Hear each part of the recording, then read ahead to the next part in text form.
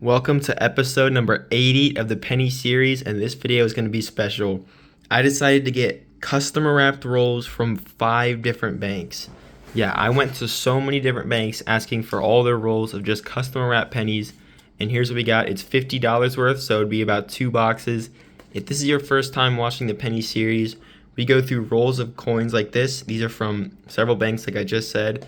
And we try and fill up our albums back here. We have Canadian albums because we find so many Canadian coins. Those are like modern Lincoln cents, Indian head pennies. We found, I think, 12 ever. These wheat cents right here, what we're mostly looking for. So stay tuned. This should be an exciting video. Usually I find a lot of dimes and customer wrapped rolls, but let's get straight into it. Hopefully we can get an addition for the book, or at least an upgrade. But let's get started on these customer wrapped penny rolls right here. Alright, we're on roll 2 of our large stack of customer wrapped rolls, and we're going to have our first wheat cent, which is a good sign. It's a 1950 Denver. And in our first roll, we had a 1975 Canadian penny. Well, I just laid out the coins from this customer wrapped roll right here. And let me just show you guys what I see. A pretty worn down wheat cent. That could mean it's an old one. Let's see. Yep, we got a 106, almost 107-year-old wheat cent, 1918 from Philadelphia. Awesome. I do believe we need the 1918 if it had a mint mark, but we'll still take this on just roll number 5. I marked down on all of the rolls I got which bank they're from by putting a different color on each roll. Like that one's green, that's purple, and there's different colors for other rolls. And it's so far, it seems like every bank is having wheat cents, which is really good. This is roll 6, I believe. And this is actually our, no, not our oldest find yet. We have 2 old finds already. This is a 1939 from Philadelphia, and it's pretty dirty. But anyways, it's a good sign that all the banks so far are having wheat cents, because that means it's not something a different collector brought in. A little while later, this is going to be our 4th wheat penny. A 1946 from Philadelphia, I believe our first from the 40s. Actually, I think all of our wheat pennies so far are from different decades. One from the teens, the 50s, the 30s, and now the 40s. Alright, we're in one of the rolls that looks like this now. And first of all, we have a penny that someone just destroyed. I don't know what happened to that one. But there's also a wheat cent. Let's see what year. Looks like it's another 1950 Denver. We have found our first dime, and I have no clue what roll we're on, but we have that many left. I see another reverse-facing wheat penny. This one, 1956 Denver. I see another wheat cent. This one from 1946 from Philadelphia. I noticed we had an old ender right here, and it is a wheat cent. I believe 1944. If it'll focus. And it looks like it was like a metal detecting find. Let's pour it out and see if there's anything else. Nope, out of that whole roll, it was just the 1944 ender. A little while later, out of this big stack of rolls, got another 1956 Denver. We have just found our first older Canadian right here. It's a young head, and the year on that is 1964, the last year they made the young head. Alright, about that many rolls left. I have no clue of telling how far in we are. But we have a very nice wheat penny right here.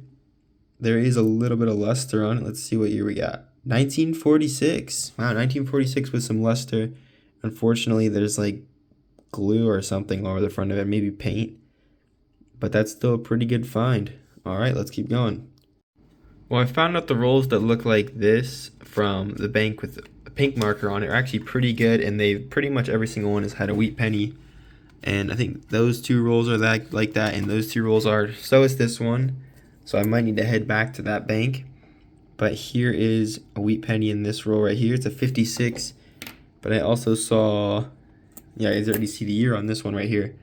We have another 1951 Denver in the same roll, 2 in 1 roll. So yeah, this is definitely good ones to look out for. I'm going to go back to that bank probably either in next episode or maybe at the end of this episode. Once again, another roll that looks like one of these ones, and we have a beautiful wheat cent popping out right here. Let's see what the year is. So last year, 1958 Denver, in pretty good shape. Just the next roll, and I see a Canadian right here in pretty good shape, an 81, next to a wheat cent that I dropped. All right, I recovered the wheat penny, and it is a 1950 Philadelphia. 1941 Philadelphia in the next roll, and a Canadian a little further back from 98. I'm really liking these custom wrapped rolls. I might need to get more in the future. Another one in the next roll, 1944.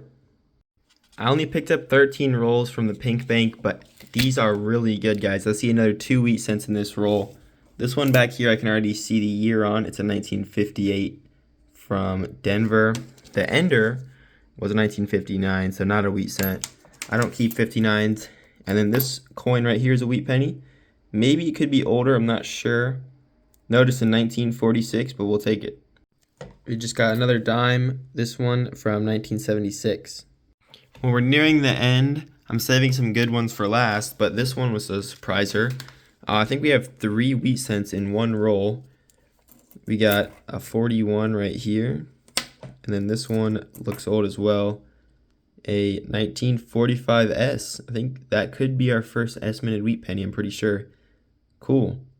And then back here, there was one reverse facing. A 1946, so pretty good roll. All right, well, here it is, our final roll. It's one of these ones, and we have 3 wheat cents. One right there, a 52 Denver right there, and one back there. I guess I'll show this one first. 52 Denver. Let's see what this one is up front. Oh, actually a little bit older, 1939. Looks like it was cleaned at one point in time almost. And then the final wheat penny of this hunt. Let's see what we got.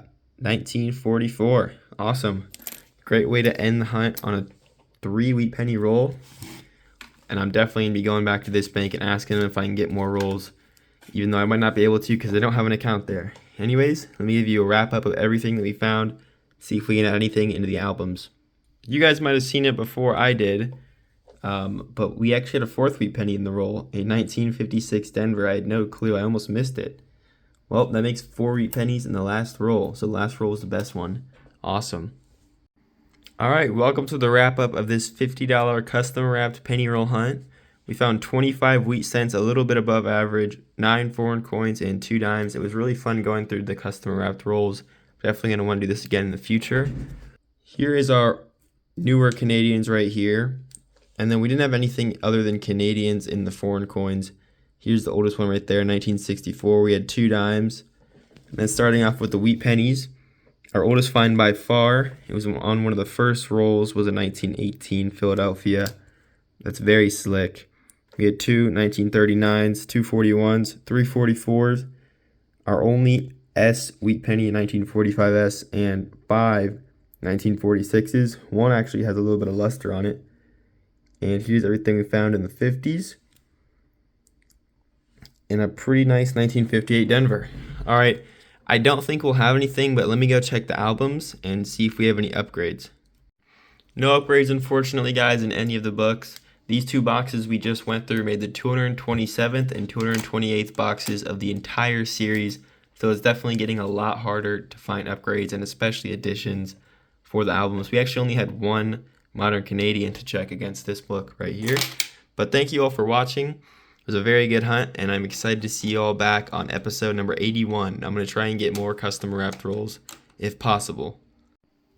You're probably wondering why I'm back, and it's because after going through and counting the rolls afterwards, I realized that we only actually went through 46 rolls, and it wasn't a true $50 hunt. I must have miscounted. I did my math wrong when I was buying the rolls or something. We only got, I think, $48 in pennies. So we have 4 more rolls of pennies here. We're just going to go through these real quick. I just had them laying around. They're unsearched. So I guess let's see what we get to make it a true $50 penny hunt. Well, we didn't find anything in those 4 rolls, but that does make it a $50 hunt at least. Thank you all for watching, and I'll see you on episode 81.